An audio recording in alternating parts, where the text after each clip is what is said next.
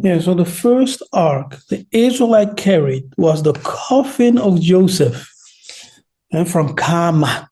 The first ark was the sarcophagus of Joseph that they carried with them from Kama, containing the embalmed mummy, the bones of Joseph. Exodus 13. This sarcophagus is associated with the Ark of the Covenant from out of Mizraim. Yeah? Mizraim, which is ancient Kemet. That's. Have you heard this before, by the way? Anyone? Have you ever heard this before? That the sarcophagus was related to the ark? Mm-hmm. No, this is the first that I'm hearing it. When you spoke about it last week, but it makes sense though, and there are some very good reasons why. Yeah. Yeah, Aaron. This is your name, eh? Aaron. Arik. Have you heard it before? I have not. No, like Brother Brian and perhaps many others. No, this is my first time hearing it. Aside from our last class, I believe you had touched on it last class as well. Mm-hmm. Okay. Now, let me say this: in Scripture, we are always told to remember the fathers and to remember the prophets, to remember those who went before us, right? One of those words for remember also deals with a statue, right? Statue or grave. You understand? Statue or grave or a monument or a monument. So that is to say that when a great king or a great person died, his monument, his statue, his grave became a place where people could go, right, to petition. You guys understand what I'm saying?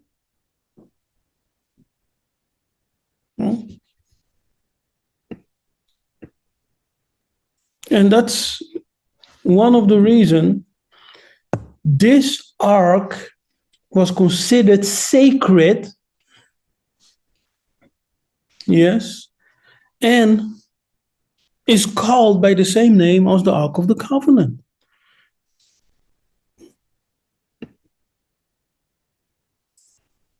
Yeah.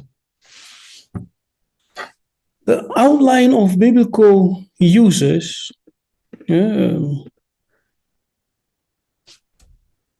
identifies the coffin of Joseph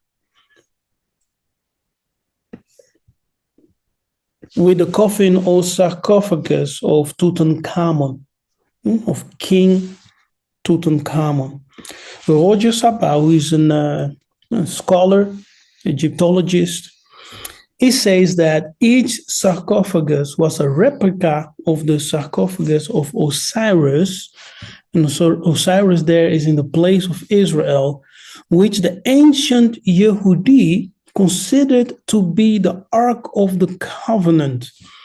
A Kabbalah text reveals that before the giving of the Torah at Mount Sinai, the first Ark of the Covenant of the children of Israel was actually the sacred sarcophagi that contained the embalmed body of Joseph.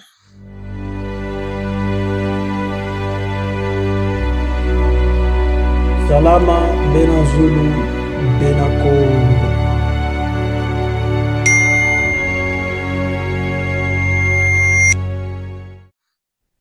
Ingeta. Now, is this to say that the Israelites in the Bible were, how do you say that, they were involved in necromancy or worshiping of the dead? I don't think so. Let us go to the Jewish encyclopedia, Ancestor worship. You see that, right? Yes. Ancestor worship. Crazy. It's like, Ancestor worship was never considered the worship of ancestor as we worship the creator or the supreme being, God, right? But it's veneration. And it started in Africa, because this is the way we used to honor our ancestors who went before us, because they connect with God. And when they die, they don't disappear. They are still much connected with this world. They become mediators. Yes, mediators who are called angels.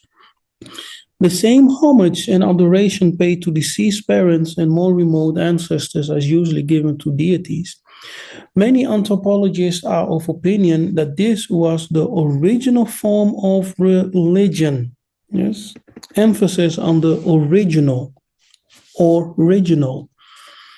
When you worship Jesus, you are worshiping ancestors of the Yehudim.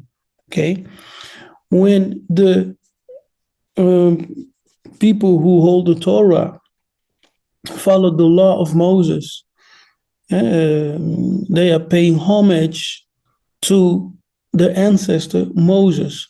When Jesus went to the Mount of Transfiguration, two men who we can consider his ancestors appeared to him, Moses and Elijah, and they spoke to him and gave him courage. There are a lot of examples. We can even go to the Old Testament, and we see that even when Samuel died, right, Saul spoke with Samuel.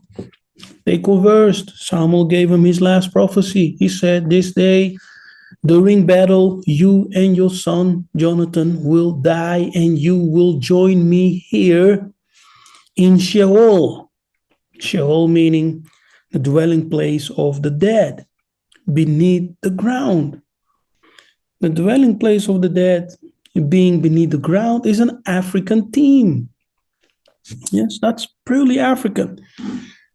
Later, it was adopted by the Greek and the Romans, and they call it by a different name, like Hades. Yeah, but it's an African theme. Original form of religion. The school represented by Stade and F. Schwally argues that it was the original religion of Israel. Yes? Original religion. Now, what does original mean? Original mean the authentic, right? The real deal. As real as it can get. So, that is from the Jewish Encyclopedia. Yes? The original religion of Israel before Yahwehism was introduced by Moses and the prophets. According to them, much of the priestly legislation was directed against the rites connected with ancestor worship. At the present, we feel that the original religion of the Israelites was some form of ancestor worship, is the only one that has put forward scientifically or systematically, together with an explanation of the changes made by the letter and true religion of Israel. See? So we have proof through their own writings that the true religion was a form of ancestral worship. Writing here in the Jewish Encyclopedia tells us that the original religion of the Israelite was a form of ancestor veneration. Now, when they came to Africa, what did they see? What did they witness? They say, but why are these people bringing, food to temples, drinks to temples, talking with their deceased heroes and things like that? Well, why are they doing that? They called it witchcraft. They saw this must be witchcraft. No, they knew the truth. Don't you know that the Catholic Church does this even till today? Where does it come from? Today we are so ignorant that we believe the lies of the European told through their interpretation of the Bible. There are so many brothers coming into this truth, but because your mind has not been transformed completely yet, you continue with the same programming. Yes, you just exchange one name for the other, but you continue the same programming and you're teaching other people. You feel like you're out the matrix, but you're still in the matrix. You have not fully awakened. And to awake is a process, right? I have come to understand that truly it's a difficult process, because you'll be dealing with so much lies. In some cases, people are left confused, like, I don't know anymore. I am just confused. So what is what? What is the truth? What is the truth? The truth is plain and simple. When you turn on your lights, darkness flees. But we don't always like what we see in the light. See? So we try to hide things. But if you embrace the light, that's where true liberation comes. When you truly embrace the light, everything the light reveals, embrace it. That's where true liberation comes. Redemption. Renewal. It's also from the Jewish encyclopedia. See? The custom of using coffins is probably borrowed from the Egyptians. It is recorded of Joseph that he was put in a coffin in Egypt. Tradition says it was of metal. Both the Ark of the Covenant and the coffin are called in Hebrew Aaron.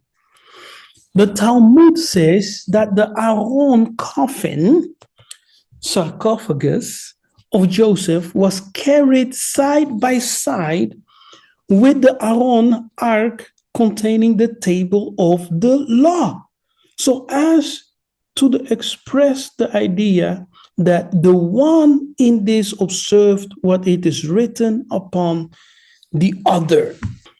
We have the Aleph, the Resh, the Vav and Nun, right? Yes, you follow along? So we have the Aaron, Aleph, Resh, also Rosh, which means head, Koshi, or the Kosh. This means your back head in the Congo, which is Rosh, the Kosh, Koshi, head, the Vav and the Nun. Now, in the Paleo-Hebrew, it may look like this. Can you see it? And we go from right to left. We have the Aleph, which in the Paleo-Hebrew represents a cow. If you turn this, you have a cow, right? You see the cow with its horns, like that. And then we have the Resh. You see that? The Resh looks like a what? Banner. It's banner. What does that banner symbolizes in the hieroglyphs? We did a study of the Neteru, right? The Neteru, the Elohim. The flag on a pole Let's read it again. The flag on a pole, the hieroglyph symbol for Neter, the ancient term for a deity, is a flag on a pole. This symbol, often depicted as three poles with flags, represents a divine force or principle and is used to signify a deity or deities. The term Neteru is the plural form, while Neter refers to a single deity.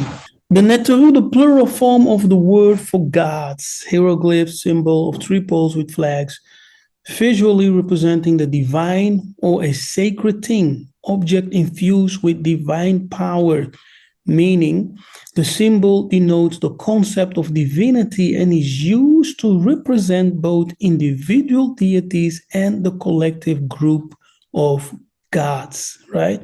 So the Neter, singular, is a pole on a flag. The Neteru, plural, is three poles on a flag. The Father, Mother, and the Child, the African Trinity, which represents the gods. Yes, Father, Mother, and the Child. Osiris, Isis, Horus, same thing, right? God, Jesus, Holy Spirit, same thing. Only in the latter one, they are all males, which is very strange. Now, the Neteru in the Congo are actually what? The Neter, the Ndelu. In the Congo, the Neter are Ndelu. Yes, Ndelu. Now, this Ndelu is the root for the Portuguese bandeira,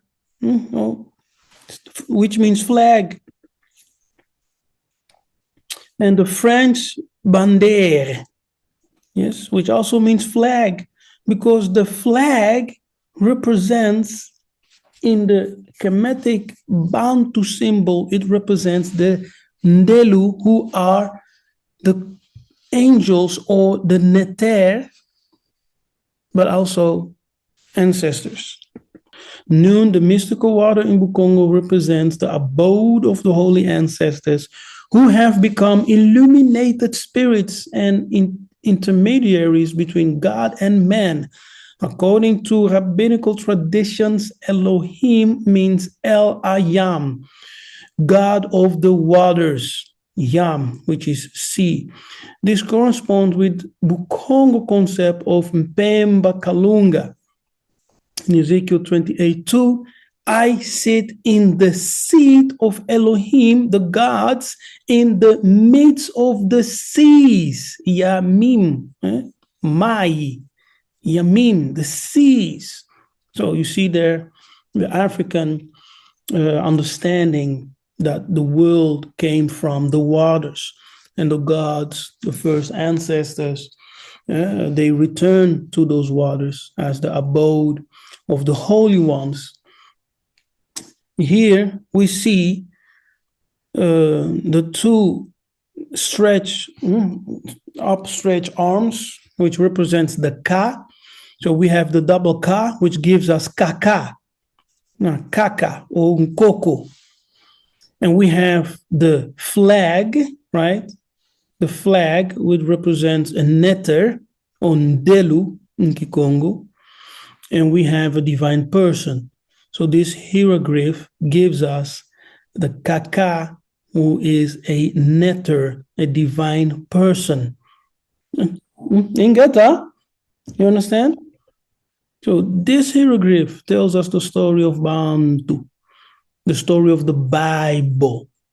The Kaka, who is Nkoko, an ancient one, an elder, yes, a leader, a venerated one, a Yaya, one who is above us.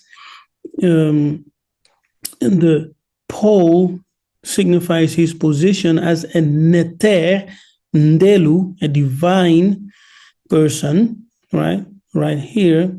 And that tells us that the Nkaka in the Bantu understanding are not just elders, they are gods in the beyond. Those who are above us, those who are in authority over us, they are God. They are in the position of God. That is to say, they have rulership. Yes, they have rulership.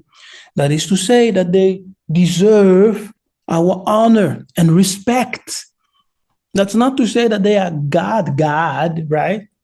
No, but that's to say they are God in the position of authority, one who has given authority and who has authority over you, right? One who is above you, one you should honor and respect. Respecting them is respecting the law of God. And by respecting the law of God, they can stand with you in petition when you pray. Amazing. So that's the Neteru. Understanding the meaning of the flag on the pole, which is Resh. Resh signifies the head. The head signifies leader, right? A leader. So what we see here, the meaning of the Aleph, which is the cow, signifies one who is strong. So one who is so strong. When we reverse Aleph and Resh, we get Ra. Ra. Now, then we have the Vav. And here we have the Nun, which is the symbol of a serpent, right? Now, these are the consonant that gives us the word Aaron, Aaron, Aaron. Now, let's continue. Now, when we look at the Paleo-Hebrew spelling of Aaron, right? We see the Aleph, the Resh, the Vav, and the Nun. Now, the Aleph is the A. It has the A sound. The Resh, it can also be a K. The Vav has the sound of an O. And the serpent, which they call the Nun, is the Ngo, because Ngo from the Nun, Ngo means serpent. Yes, Ngo means crawled serpent. So it gives us a Kongo. A Kongo. See the hidden message in the Bible. The hidden message in the Bible is Kongo. That's why the Bible says, it is given to you, the children of light, to know the mysteries of what? Of the kingdom. It is given to you. These are the mysteries hidden in the Bible. Those things which the Nyambe stole and appropriated for themselves, they meant it for their evil. But the Most High has turned it for good for us. As Kimbangu said, continue to read the scripture and study it, because in it you will find yourself and you will find the lies, what they have told you. You identify that they are liars. He did not say the book is yours. No, he said continue to read it, because in it you will find yourself and you will understand how much of a lie they preached around the world. The European Roman Catholic Church and even the Ashkenazi Jews, they are all a bunch of liars. And the lying lip is an abomination. So they are all abominable before the Most High. Very interesting. So the Ark of the Covenant, Aaron Haberit, is in fact a Kongo Ambeli. Yes, that's the Ark of the Covenant. A Kongo Ambeli. Because Habrit, the Berit, is Mbeli. In the wilderness, the Israelites are commanded to build a different ark, Aaron, of shittim wood. In this ark, Moses had to place the testimony which he would receive from the Most High, right? Yahweh. Now, Exodus 25, reference. From hence, this one is called the Ark of the Testimony. Exodus 25, verse 22. This Aaron, which is the Ark, a Kongo, which the Israelites were commanded to build in the wilderness, is called the Aaron of the Testimony, which is what is the testimony? The tables of the law containing the 10 words. In the book of Numbers, the phrase Ark of the Covenant appears for the first time in the Bible. Numbers 10:33, and they departed from the mount of the Lord, 3 days' journey, and the Ark Aaron of the Covenant of the Lord went before them in the 3 days' journey to search out a resting place for them. Okay, let me read that again. And the Ark of the Covenant of the Lord went before them in 3 days' journey to search out a resting place for them. Okay, who is searching out a resting place for them? The ark. Yeah, come on, you may answer. This is an exercise. Who is searching out a resting place for them? Who or what? The scripture says the ark. Yeah, it does. Yeah. The scripture says the ark. And the ark of the covenant of the Lord went before them in the 3 days' journey to search out a resting place for them. You see, when you read and you think logically, scripture is actually saying here, the ark went to search out a place for them. In Numbers 10, verse 34, it says, and the cloud of the Lord was upon them by day when they went out of the camp. Now, what is that cloud? But now we know that the cloud represents the company of holy ones, right? The cloud of witnesses. The cloud of the Lord, which is the presence of the Lord. That cloud, we can understand the cloud to be the cloud of witnesses, those who surround us, those who walk with us. That's that cloud. So could it be that the Ark of the Covenant was an object which connected two peoples, right? From different dimensions. The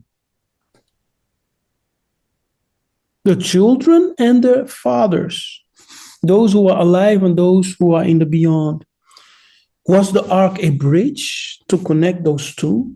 Was the cloud the visible, tangible presence of those who were with them? As we are told in the book of Hebrews 12, when Paul talks about the cloud of witnesses who are over us. The ark was also an object of power, just like the rod of Moses that he used to part the sea. We know that when the priests carrying the ark touched, I think, well, they said the Jordan, I think it was, that the Jordan parted. And then we know that also the, I think Elijah, the mantle of Elijah, when Elisha used it to strike the waters, that it also parted the water. So these objects of power seem to have some connectivity with being able to manipulate the forces of nature. when used in a certain way. And there's something I want to discuss about the ark later on after you're done with the class. But, this all ties together in my mind anyway. Interesting, eh? So the ark has a voice, it speaks. The ark has a voice, it speaks. It searches out things. It gives direction, it gives counsel. Now, we have identified two arks, the sarcophagus of Joseph and the Ark of the Testimony, who in some cases called the Ark of the Covenant, the Ark of the Lord, etc. Now, both are called Aaron in biblical Hebrew. But the word Aaron in the Congo hides a secret, because the word Aaron means a Congo. So when we said the Ark of the Covenant in Hebrew, Aaron Habrit, which is a Congo Ambeli, the covenant of a Congo. What a revelation. Yeah. Now, according to Ntinu Tuzolana of Congo, all African people have an ark tradition. However, there's only one ark of the covenant. This ark is in Congo. The king defines it as the ark of the covenant of Nzambi Ampungu with the Congo people. It is a sacred union between the physical and metaphysical realm, a presence of the spirit of Nzambi through the symbolic bonds of an entire people or a nation living under the protection of Nzambi. Demetria is reading along. Huh? Sorry. Yeah, you're muted now. So, but that's very interesting. You see,